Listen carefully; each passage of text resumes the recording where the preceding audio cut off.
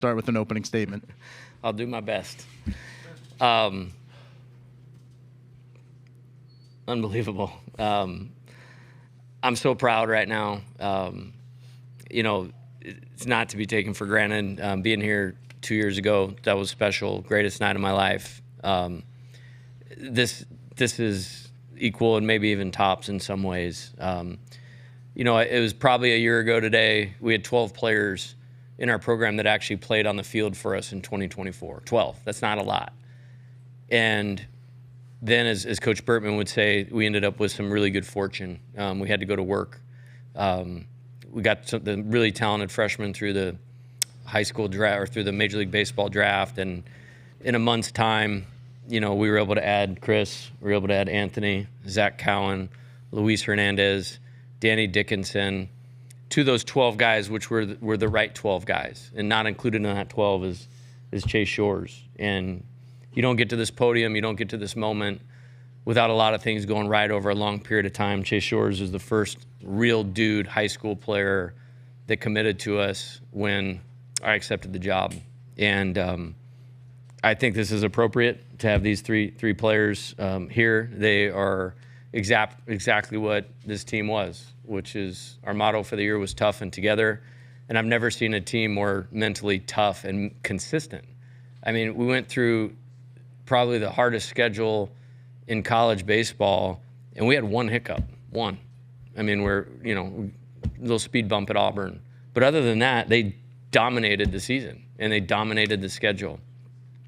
And it is talent, but it is character. I mean, I can't even picture my life or our program without a Chris Stanfield, a Chase Shores, and an Anthony Ianson.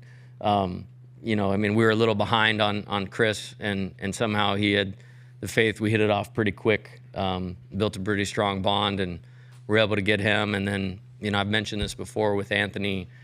There's one guy a summer in this crazy new world that we're living in that it's going to tip the scales for you to have an opportunity to be here and do what we just accomplished, and that was Anthony Ianson.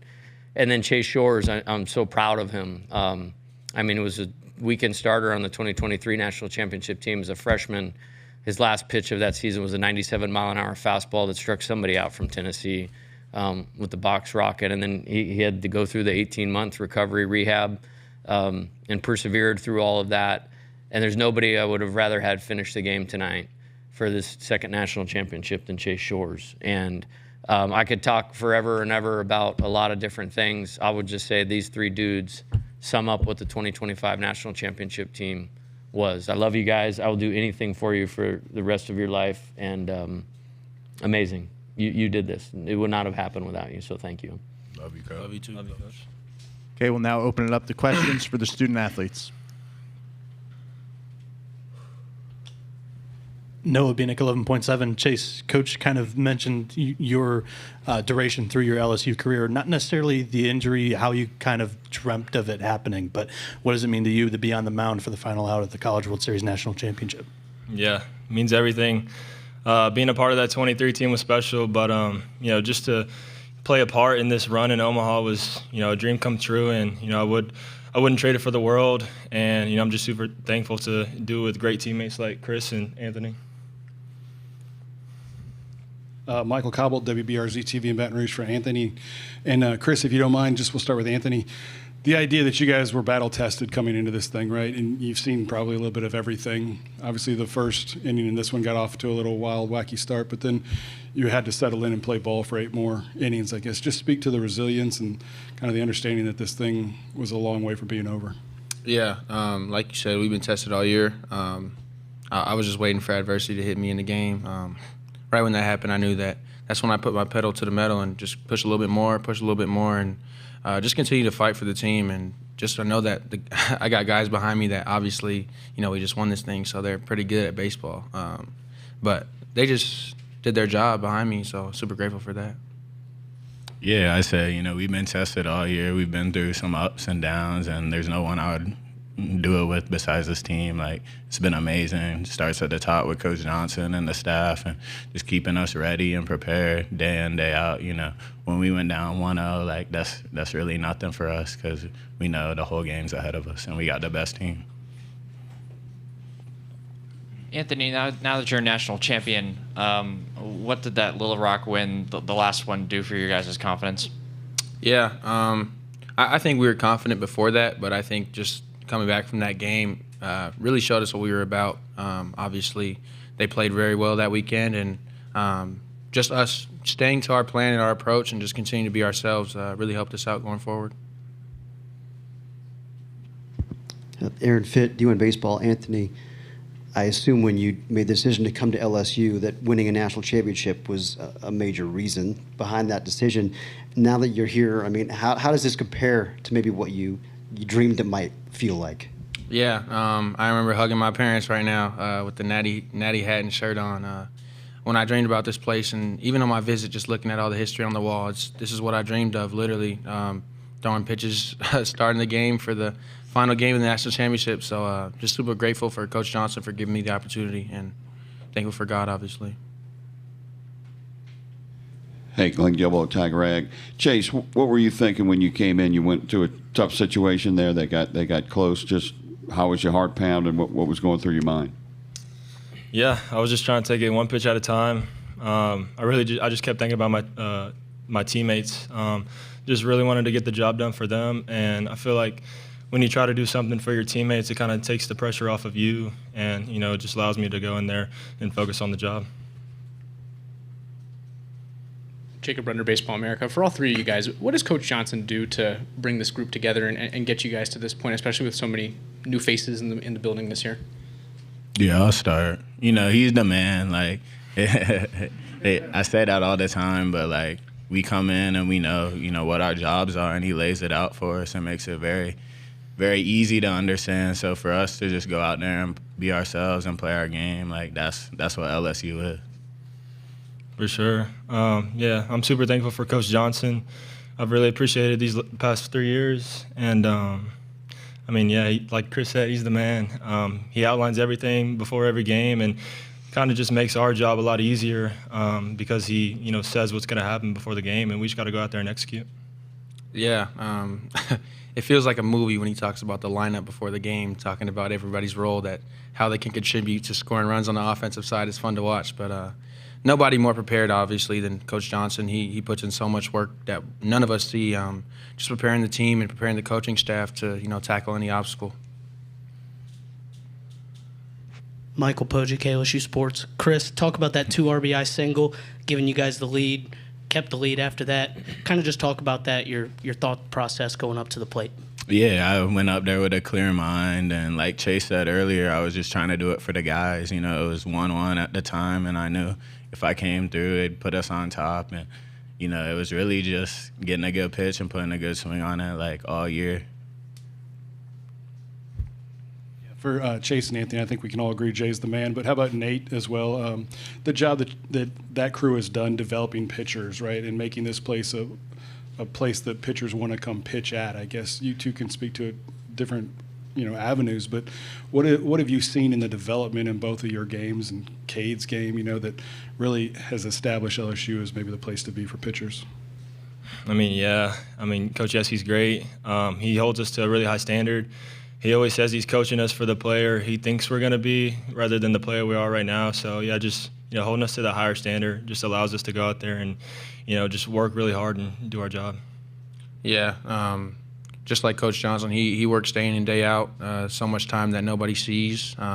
Just helping the pitching staff find out who they are as pitchers, and I think that's the most important going forward, trying to figure out your identity as a pitcher, and he just does a really good job of being really transparent with everybody. For Chris and Anthony, when you guys were in the transfer portal and Coach Johnson is giving his pitch to you guys, what did he pitch, and then how did he execute on that recruiting pitch? Yeah, in June we were on the phone and he told me, do you want to come play for the best program in the country? And that was a no-brainer. So, but after that, just really belief and communication's really been the biggest. Just coming here, knowing the main goal, playing at LSU. There were already 7 of them, so why not get another? Yeah, I just remember Coach Johnson calling me. I was still waiting to wake up from my dream. I didn't really believe it until I talked to him on the phone. But he would just text me every day, sending me pictures of the pinstripe jerseys. That's why I wore them, honestly. Just telling me Friday night, carving dudes, 24. What number do you want? 24. It's yours. Just super persistent, and credit to him. He made it clear that this is the place to be. We have time for one more question for the student athletes, if anybody has one. Chase, Jace talked about the story a couple times, but you decommitted from a school before coming to LSU. What was sort of your thought process behind that decision? And then again, how did he sort of execute the plan that Jay laid out for you up to today? Yeah, pretty similar to Chris and Anthony. Coach Johnson just made me feel wanted. He was really persistent in the way he was recruiting me. Same thing. What number do you want? Number 34. Just kind of executing and telling me everything that was going to happen in my freshman season, and it did happen. We won a national championship, and I think once you get to campus, he keeps recruiting you because that's just the coach he is. He's a great coach, and I'm really thankful I ended up coming to LSU. Hey, Anthony, Chase, Chris, congratulations once again. Enjoy the celebration, and thanks for your time. Thank you, sir. Thank you very much. Let's go, boys. Made it happen.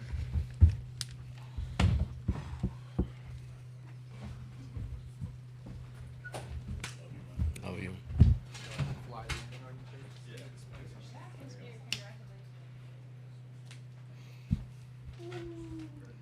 Okay, at this time, we'll open it up to questions for Coach.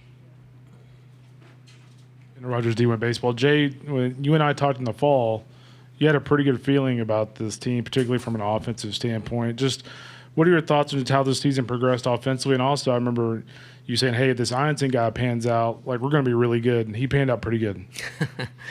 Yeah, he's all right. I think it was unique. It was a new team, but I felt like I developed a really good feel for it quickly. And it was a style of player that fit maybe the totality of my career a little bit better than what we had last year. And I mean, we sent 13 dudes to pro baseball after winning the 23 national championship. And it's hard to overcome when you lose that talent. But it clicked. Chris, very dynamic player. And he didn't have a great season at Auburn the year before, but I liked him. I liked how competitive he was. I liked the athlete. And we felt like we could help him get better. He did. Danny is probably the star, guy that we brought in, and the person just far exceeds the player. I mean, he's so competitive. He's been playing with a broken hand since the first game of the NCAA tournament. Listen to what I just said. He broke his hamate bone in the game. He hit 2 homers in the first game of the NCAA tournament and just got 5 hits in Omaha, and we went 10-1. I mean, if that is not toughness, I don't know what is. So massive hats off. And then guys got better. Stephen Milam got better, especially down the stretch. Jake Brown got better. Jared Jones got better. And that's what happens. I mean, we can't promise that we're going to win 2 titles in 3 years and you're going to get to play in Omaha, especially going through the SEC. But I do promise them that they will be better players. And nobody does a better job of that than our staff. And I mean, going off of Michael's question, if you're a pitcher and you don't want to come here right now, you're out to lunch. You're not thinking clearly, because that's 3 dudes that pitched in this series that are all going to be in the major leagues within 18 months. And the offensive side, that's kind of my baby, and I take pride in it. And it's just a nonstop effort of player development. And then as far as Anthony, he kind of tricked me a little bit in the fall, but now I get it. He knew he was good, and he was kind of pacing himself for this run. Then we don't win the championship without him. And I mean, it got maybe overshadowed a little bit by Cade, but I think he won 12 games too. That's a lot in today's college baseball. Wins the first game of the NCAA tournament, closes out the regional final, grinds out a win in the Super, gets us off to a good start here against UCLA, and then wins the national championship game. And I could tell pretty quick today it was going to go good for him, and he deserved to be on the mound for the winner today.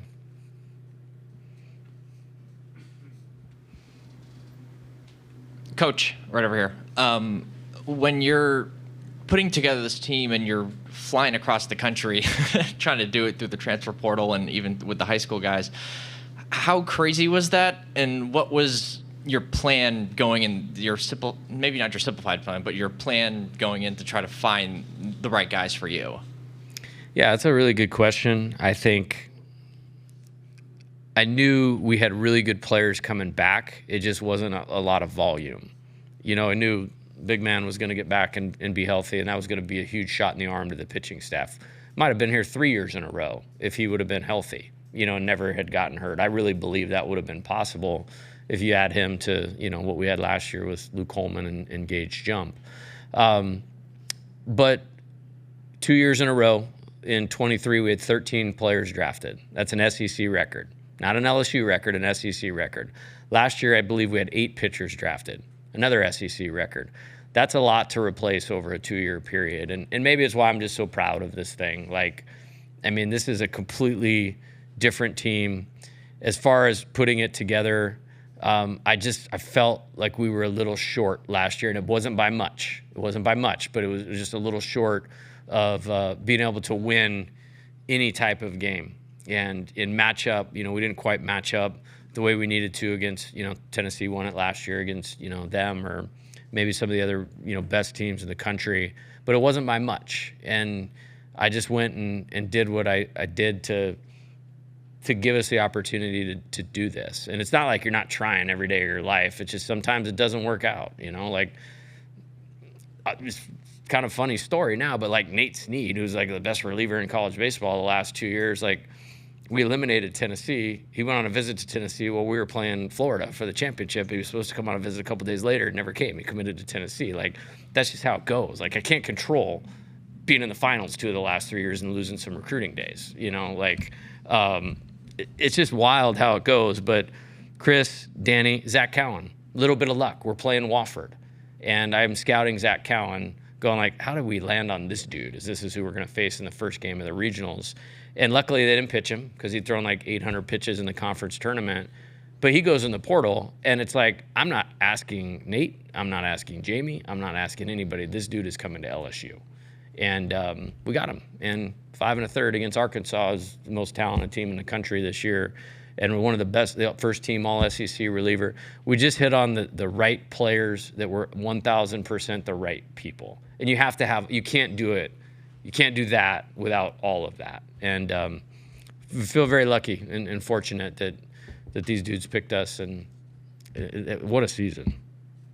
We have time for one more question for Coach. We can do a couple more. It's okay. Yeah.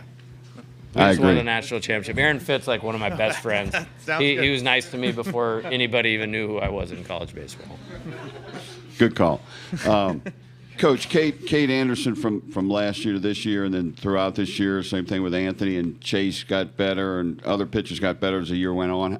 How valuable was it to have your Nate Yeske for 2 years, the first guy you had for 2 years as pitching coach? Yeah, he's amazing. Second year at Arizona, we made it to Omaha. Second year at LSU, we won the national championship.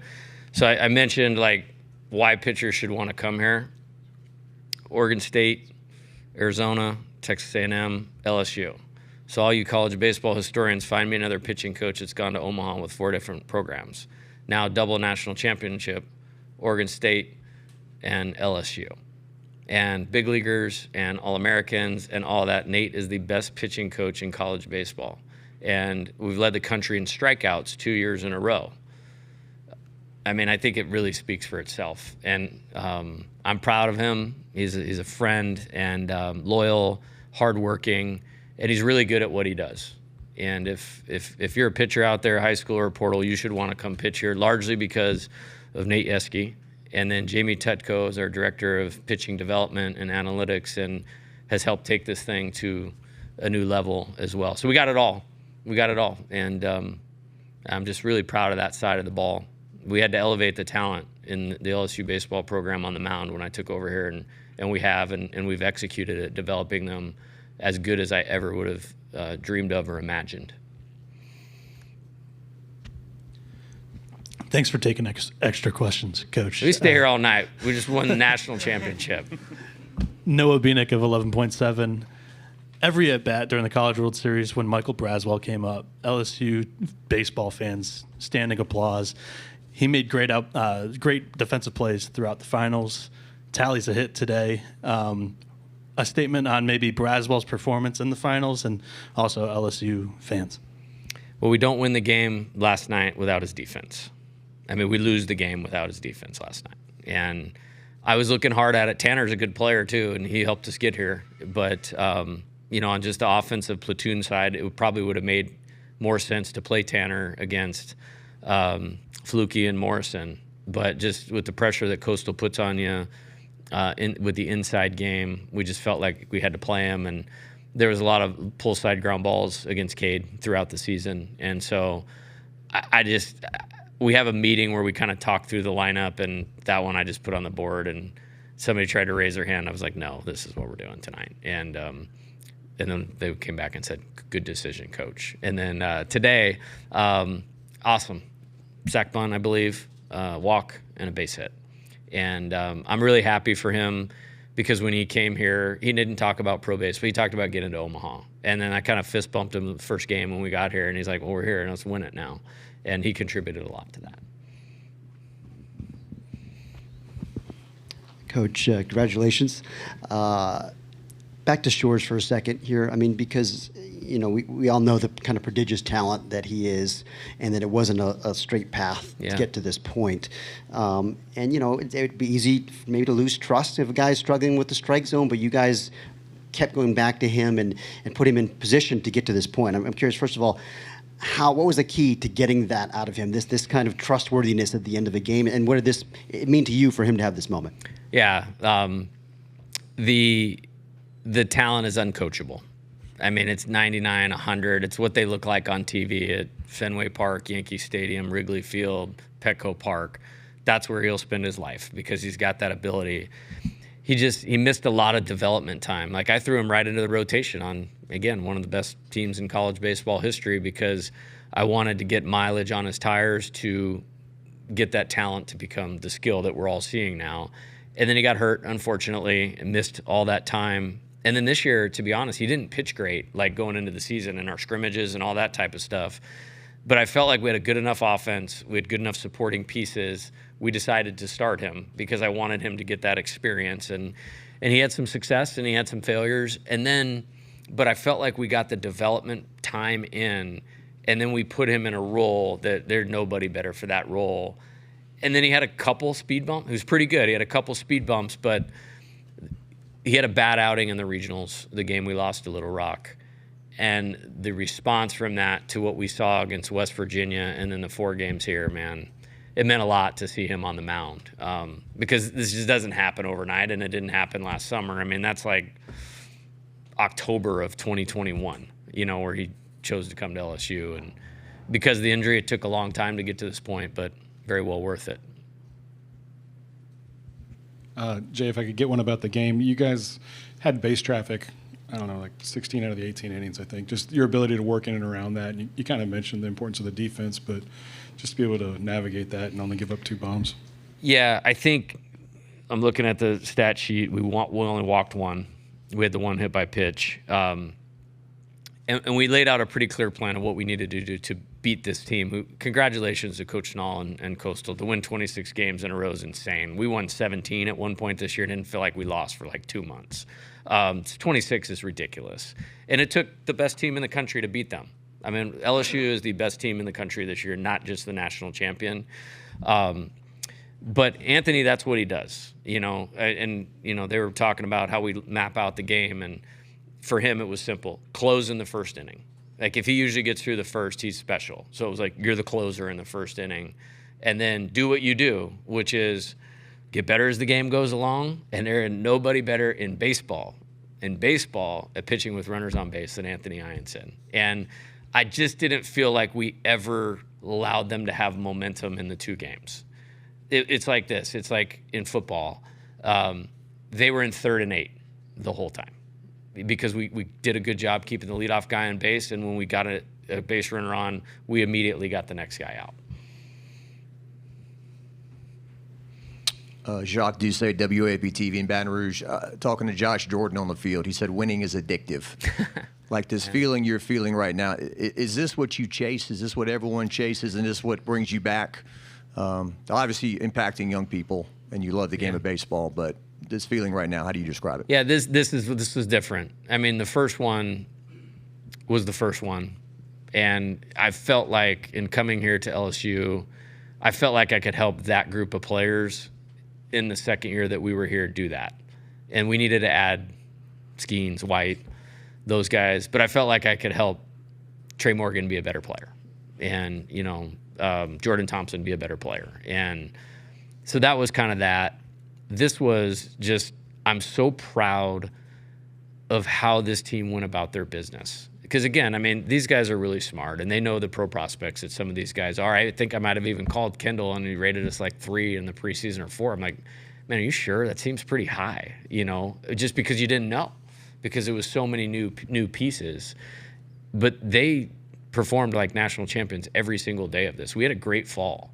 They did what they needed to do in December. We had a great lead up to the season, the 4 weeks leading up to the season. Great in the non-conference. I mean, our league is so tough. Like, I mean, going 19-11 feels like amazing. You know what I mean? And then tournament time's our time.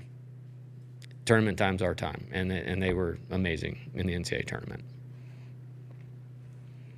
What was your reaction, Scooter Hobbs, Lake Charles, America Press? What was your reaction to seeing your counterpart get tossed in the first inning?